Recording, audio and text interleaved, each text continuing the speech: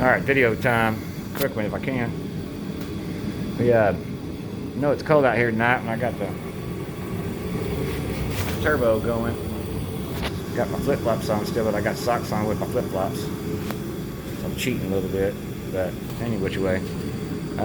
I'd started over, guys. I wanted something that I could build templates of and reproduce it religiously, you know, down to the very minor detail, so I can get some accuracy out of everything. You can see a lot of this stuff is just tacked in place as I go, and then some of it is pretty much finish welded. Got some pretty nice beats going on and everything. Some of it is finish welded and finished. You know, a lot more finish work on this side. Anyway,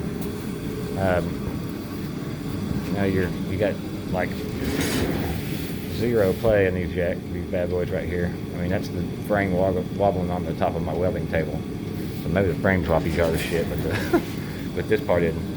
Anyway, what this is going to allow you to do, of course, when you have your belt on there, this is going to be your tracking mechanism. From up here, a lot of times belts will not only track, you know, off the platen a little bit, they'll track from one side to the other just naturally because a wheel's not quite in line or whatever it is with one of the others. So we need a way to compensate for that, and that's going to happen right here. We're going to be able to take and just run that in and move that wheel whichever way we need to center up, so that it'll center up both in forward and in reverse. That's what our main goal is, to having this much adjustment. Anyway, that goes forward and aft, which does quite a bit of change. And then you've got your other adjuster here that allows you to, you know, move the belt that way. It's going to have more pressure on this side of the belt, or move it back this way, get more pressure on this side, or this side of the belt, so it moves back over. Whatever you got to do to cover your platen and keep straight. I'll get them to where they're tuned up before I send them out. Smooth as silk too, guys. I mean, just, I think that's all the adjustment you're going to need, just one turn. You know, 360 degrees, quite a bit of movement there. The same here for this when it comes to the forward aft movement. So once you get it tuned up, I think you'll be able to just chunk belt after belt on it and not have a problem. Everything's going to be these slick wheels, roller bearings they put in a caster wheel. And they're not high dollar, but they're nice bearings. And the caster wheels are crowned, so it naturally wants to keep the belt in the middle of the wheel. And as long as I keep everything in line here for you, as I'm putting the front axle set up back on there, which I took off. I widened this thing to 18 inches instead of just 16, so I had a little more room for all kinds of junk that I want to get in there.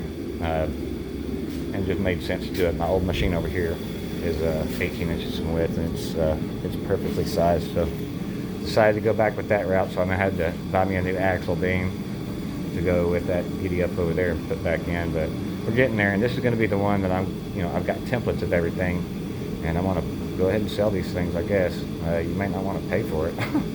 I don't know, because I mean, I'm looking back in and finish with all of these, every single joint on this machine, and I'm not planning on painting it unless you ask me to. I'm just going to leave it raw metal, and then I'll, you know, really clean it up good, degrease it real good, and then shoot it with some clear coat, cover everything with clear to help with it, and then at any point in time after that, you can just rub it down with, or shoot it with some WD-40 and wipe it down with a rag, and it'll clean right back up, you know, and get all the dust off of it. Anyway. A lot of progress, man. It didn't look like a whole lot of progress, but dude, to get these things just to be as close to identical as possible so that all things are even, and when it comes to all the spacing issues and whatnot, it takes some doing, man. You got to be a bandsaw surgeon, bro. Bandsaw surgeon, bro. That's what I'm talking about. I make art with that bandsaw, baby. My head ain't gonna fit through the door. All right, later, guys.